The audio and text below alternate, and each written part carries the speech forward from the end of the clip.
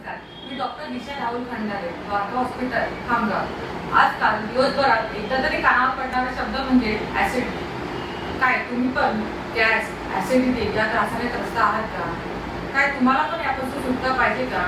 किंवा तुम्ही पण सकाळी निंबू पाणी, मेथी दाणे पाणी किंवा काही नाही भेटले तर इसबगोल किंवा ऍसिडिटीचे टॅबलेट्स ट्राय करता का? हा प्रॉब्लेम साधा वाटत असला तरी याचे समोर जाऊन मोठ्या आजारात रूपांतरण होऊ शकते, जसे की अल्सर, IBS, इव्हन कॅन्सर पण.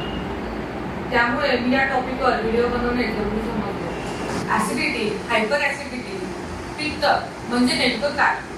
शरीरामध्ये नैसर्गिकरित्या तयार होणारे ऍसिड गरजेपेक्षा जास्त प्रमाणात आढळल्याने ऍसिडिटीचा त्रास होतो. ऍसिडिटीची अनेक लक्षणे आहेत. पोटातले पाणी अन्ननलिकेत आल्याने होणारे रिफ्लक्स डिसीज, ज्यामध्ये घशाचे आंबट पाणी येणे, छातीमध्ये जळजळ होणे किंवा वारंवार उलट्या होणे, कर्कट ढेकर येणे अशी काही लक्षणे दिसून येतात. याशिवाय काही रुग्णांमध्ये वारंवार ऍसिडिटी होऊन पोटाच्या आतल्या थराला इजा होते व गॅस्ट्रायटिसचा त्रास होतो. गॅस्ट्रायटिस मध्ये काहीही खाल्ल्याने पोटात दुखते, वारंवार उलट्या होतात, पण उपाशी पोटी पेशंटला बरे वाटते. ऍसिड छोट्या आतड्यांमध्ये जाऊन डिओडिनल अल्सर करतात. डिओडिनल अल्सरच्या पेशंटमध्ये उपाशी पोटी पोटात दुखते, पण खाल्ल्यावर बरे वाटते. यापेक्षा एक सिरियस प्रकार म्हणजे गॅस्ट्रिक अल्सर. यामध्ये वर सांगितल्याप्रमाणे सर्व लक्षणे आढळून येतात. शिवाय अल्सरचा त्रास हा दीर्घकाळ राहतो. यामध्ये थोड्या अधिक प्रमाणात रक्तस्रावही होऊ शकतो. ज्या पेशंटना ब्लड प्रेशर, पॅरालिसिस किंवा हृदयासंबंधीच्या रक्तपातळच्या गोळ्या चालू आहेत, अशा पेशंटमध्ये ऍसिडिटी ही थोडी जास्त प्रमाणात आढळून येते. ऍसिडिटी होऊ नये किंवा झाल्यावर काय उपचार करायला पाहिजे? भूक नसल्यास विनाकारण जेवणे टाळा. सकस आहाराचे सेवन करा. भरपूर प्रमाणात पाणी प्या. सोयाबीन, डाळी अशा फायबरयुक्त पदार्थांचा जेवणामध्ये समावेश करा. कॅफिनेटेड पेय पिणे टाळा. जंक फूड, मसाल्याचे पदार्थांचे सेवन करणे टाळा.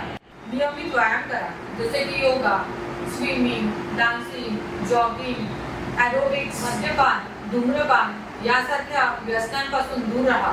शिळे अन्न खाणे टाळा. खाल्ल्यानंतर अंथरुणात लगेच झोपणे टाळावे. जेवणाच्या वेळा निश्चित करा. रात्रीचे जागरण टाळा. म्हणजे खाण्यापिण्याचे बॅलन्स ठेवणे हे फार आवश्यक आहे. काही खाद्यपदार्थ रोजच्या जेवणात खाल्ल्याने ऍसिडिटी ही सहज कंट्रोल करता येऊ शकते, जसे की थंड दूध, केळी, दही, काकडी, टरबूज, ताक या पदार्थांमध्ये पाण्याचे प्रमाण जास्त असते. त्यामुळे शरीरातील pH बॅलन्स राहते व ऍसिडिटी ही कमी प्रमाणात होते. लिंबू पाणी, नारळ पाणी. नारळ पाण्यामध्ये पण भरपूर प्रमाणात पोटॅशियम असते. कोकम सरबत किंवा आवळा कॅन्डी, आवळा सरबत यामुळे तुम्ही सहज ऍसिडिटी कंट्रोल करू शकता. एवढे करूनही तुम्हाला जर ऍसिडिटीचा त्रास हा होतच असेल तर जवळच्या डॉक्टरांना दाखवून योग्य ती औषधी सुरू करा. मी आशा करते की मी सांगितलेली माहिती तुमच्या काहीतरी उपयोगात पडेल.